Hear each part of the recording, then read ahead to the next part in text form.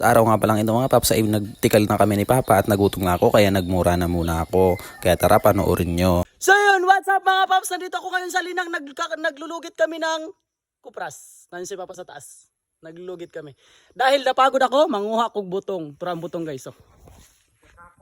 Turo, okay, kakapoy na daw kami, ngun ni Papa. Oh. Yan. Patapos na kami maglugit pero gikapoy may kaya manguha kong butong. Muinom sa kong sabaw. Wala ni unod guys, may unod. Sabaw lang.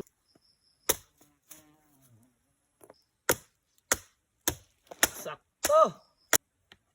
Iso. Oh. Sarap. Yummy.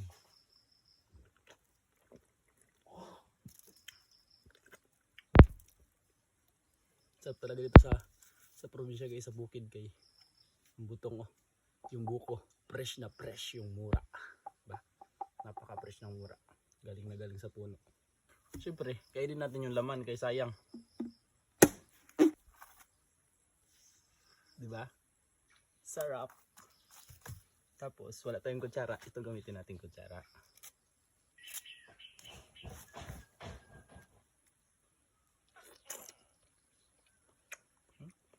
Laman mo? Sarap. Paano? Hanggang dito na lang.